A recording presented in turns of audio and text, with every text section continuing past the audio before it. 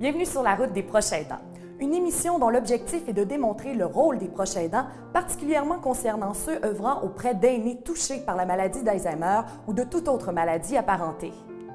Nous désirons également faire connaître leur réalité quotidienne à travers des témoignages de gens qui le vivent, qui l'ont vécu ou œuvrant au sein d'organismes offrant des services. Qui est le proche aidant? Voilà une question à laquelle nous tenterons de répondre au cours de cette émission. Madame Christiane Brosseau, bienvenue. Bonjour. Vous êtes éducatrice spécialisée, conseillère aux familles à la Société Alzheimer de la Côte-Nord.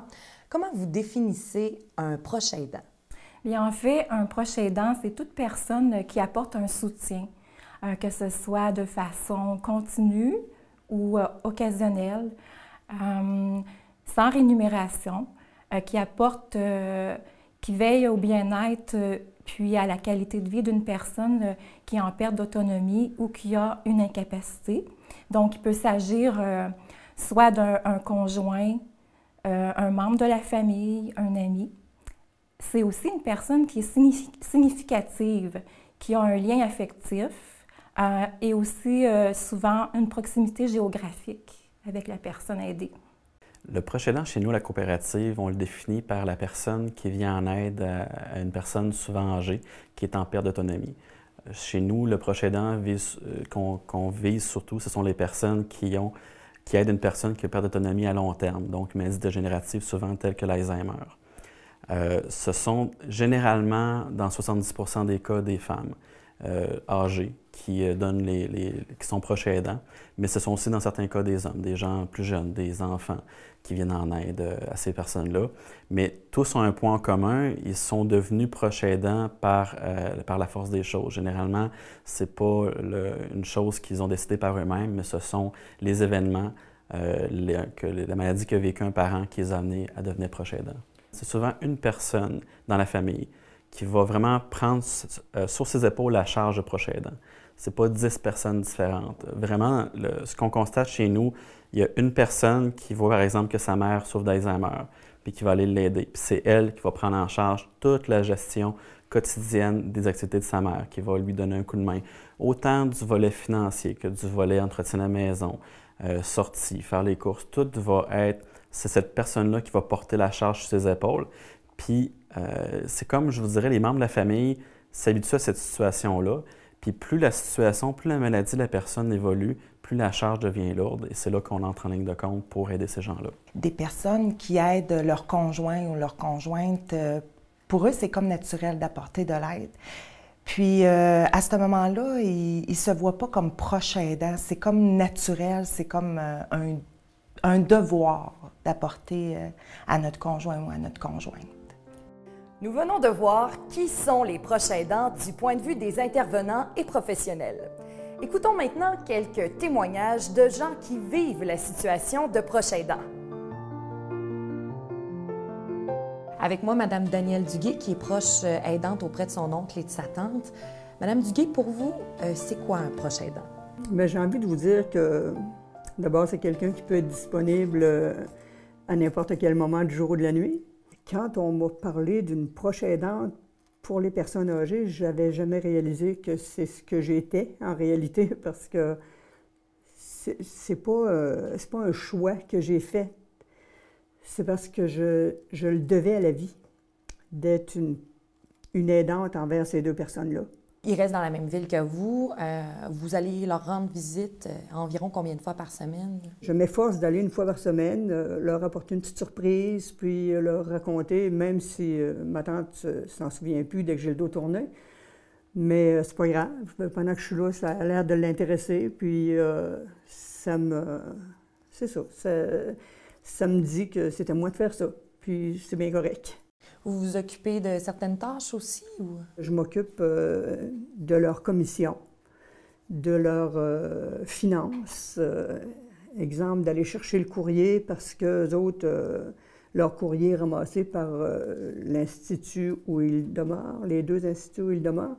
Alors, je vais chercher le courrier, je m'en occupe, je fais faire les rapports d'impôts, ces choses-là. Là, je suis un petit peu leur bras droit, on va dire. Vous êtes consciente de ce que vous pouvez leur offrir et de ce que vous ne pouvez pas leur offrir, finalement? Je suis très consciente de ça. Ça fait que c'est sûr que c'est pas moi qui... je serais pas capable, je ne l'aurais pas, ni pour eux autres, ni pour personne d'autre d'ailleurs, le côté des soins d'hygiène, les aider à s'habiller, à manger ou tout ça, là, ça, non, je ne l'ai pas. Mais je pense que pour être efficace dans la vie, il faut apprendre à connaître ses capacités et ses limites.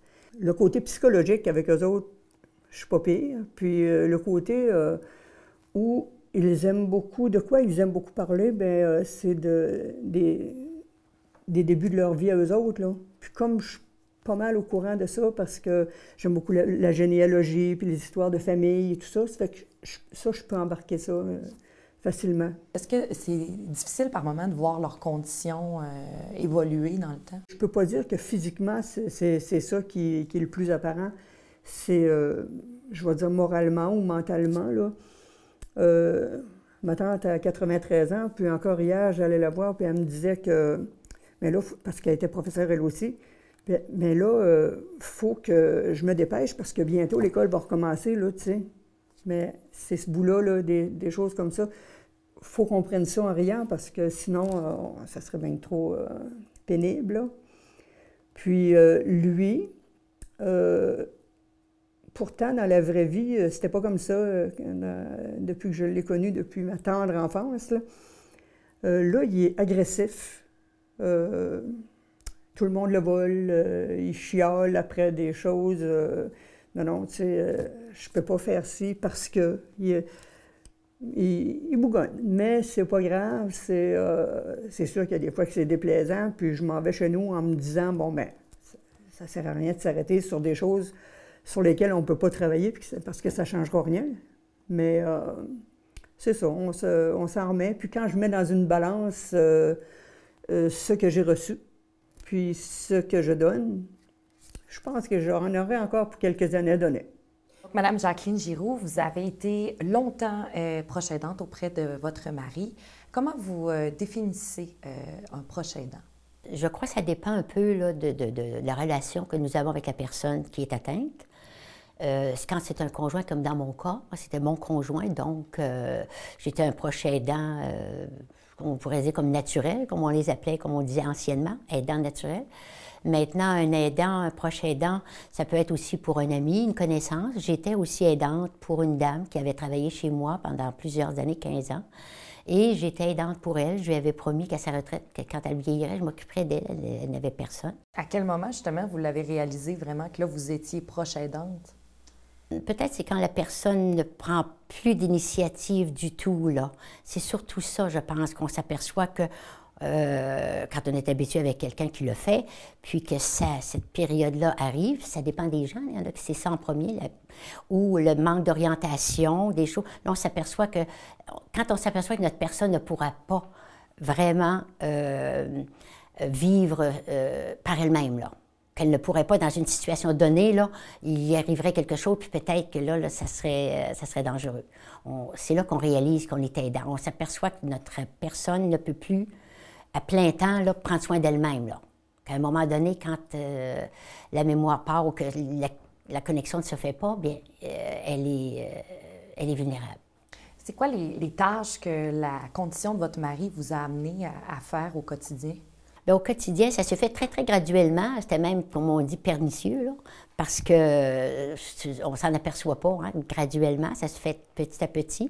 Bien, c'était comme lui, il s'occupait beaucoup. C'était un homme qui était beaucoup d'action. Donc, tout ce qui était extérieur, il s'occupait de tout ça. Donc, c'est ce que j'ai dû apprendre, moi, me voir pour l'auto, voir pour le déneigement, l'entretien du terrain, parce qu'on avait, à notre retraite, on avait acheté un terrain immense.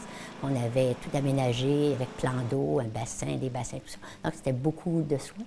Donc, graduellement, là. Il participait toujours, mais il fallait que je surveille pour que ça soit fait ou combler les lacunes et puis engager quelqu'un s'il fallait, ces choses-là. Mais ça se faisait très, très graduellement. C'est pas... on ne vient pas du jour au lendemain aidant, là. C'est surtout quand c'est un conjoint ou proche parent, comme des enfants vis-à-vis de leurs parents, c'est graduel, hein? C'est insidieux, là. Tu t'en aperçois pas.